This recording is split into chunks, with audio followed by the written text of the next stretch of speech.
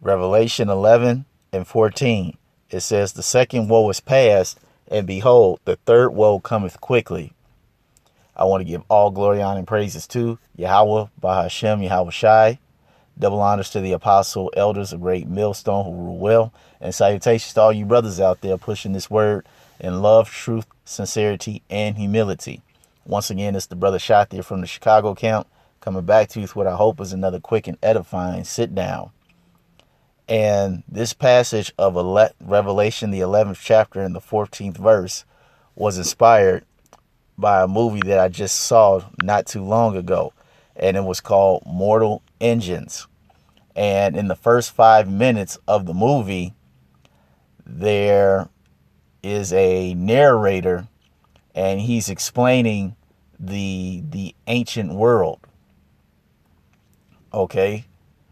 And he was saying how man had did a lot of great things and technology improved, but there was one thing that happened that he wasn't very proud of, and that was man's capability of making weapons. Okay. And the reason why man was making all these weapons is because there were constant wars and battles and fights for supremacy. And mankind eventually made a weapon that was so powerful that it pretty much destroyed the modern world as they knew it. Okay. And he said it was a destruction unlike anything anybody has ever seen in their entire lifetime. And that's why I'm going to read this again. It was their equivalent of World War III.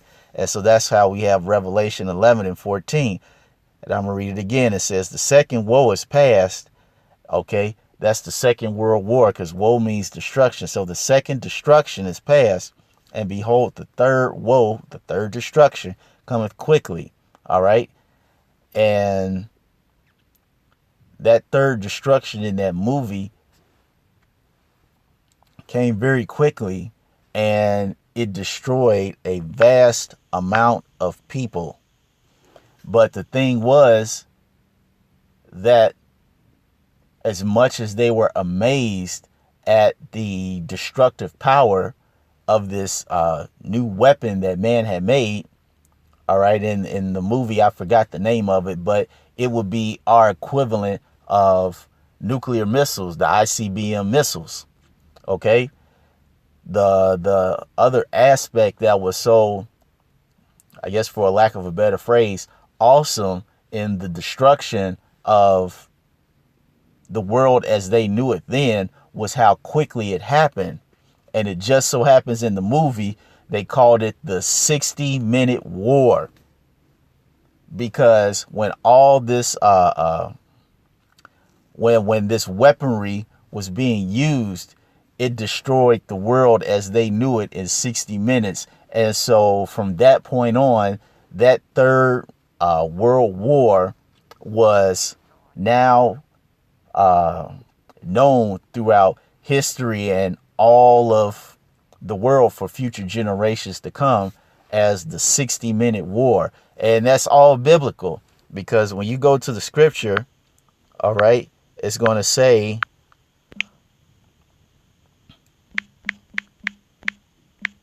in 1 hour, I believe it's in Revelation.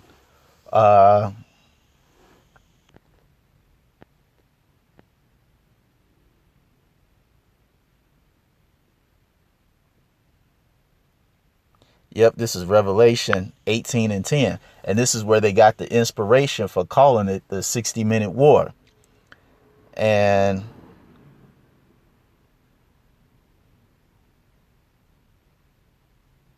I'm going to start at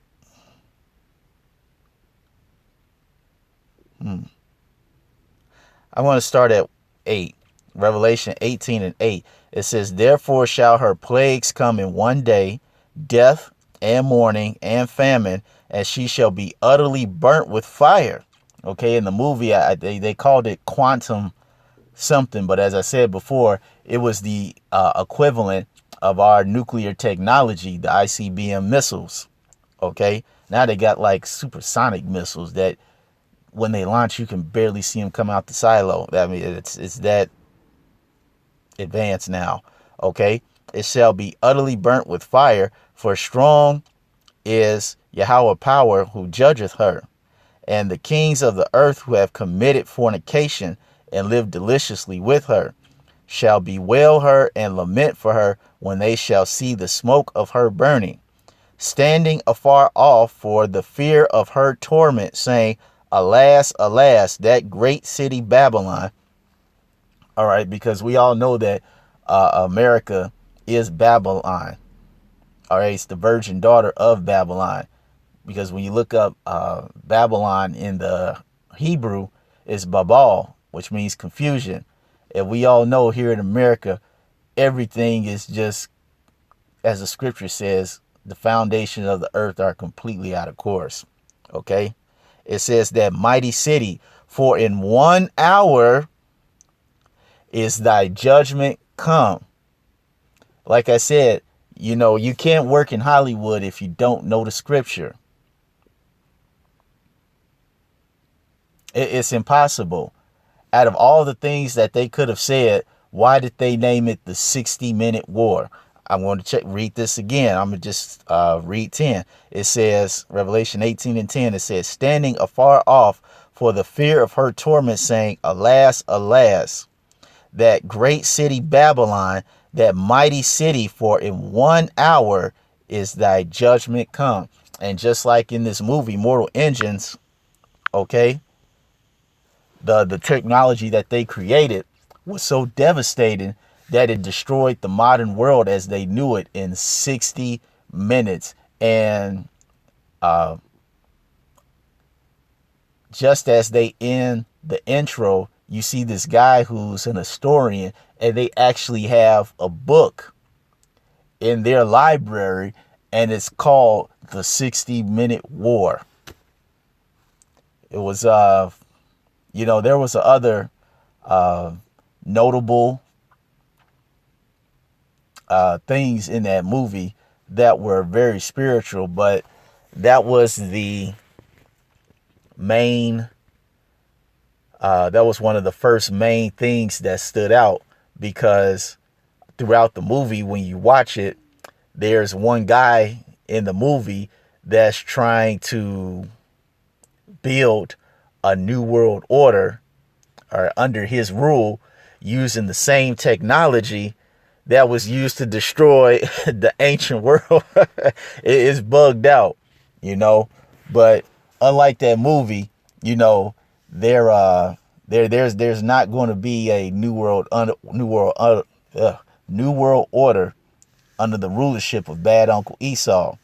Okay, as the scripture says, I think it's in Job, it said, or Psalms, where it says they can't perform their enterprise. I want to say it's in Psalms. No, it's in Job. I had it right the first time. Okay. Job 5:12, it said he disappointed the devices of the crafty, so that their hands cannot perform their enterprise. Okay. And how is the Most High going to do that? We're going to go to Revelation, and I want to say it's the 19th chapter, and I'm going to end it on that. The 19th chapter, and it says,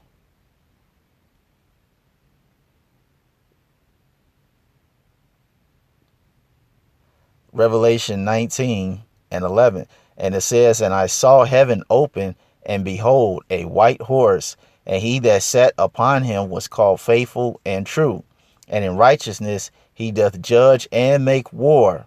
His eyes were as a flame of fire, and on his head were many crowns, and he had a name written that no man knew but he himself.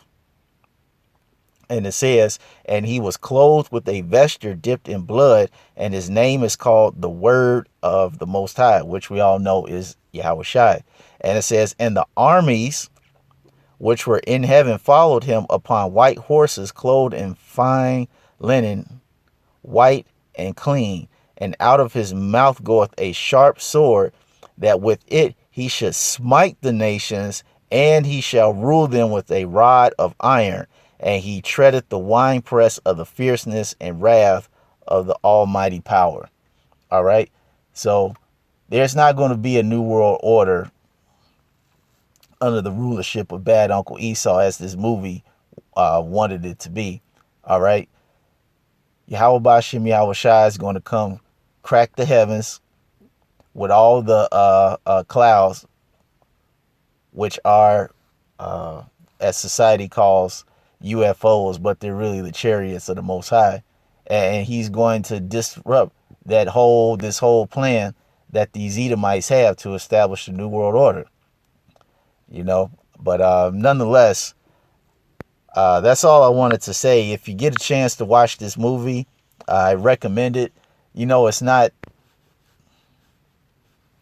for lack of a better phrase, nothing Oscar worthy, but it is worth a look just for some of the spiritual aspects, and it was entertaining.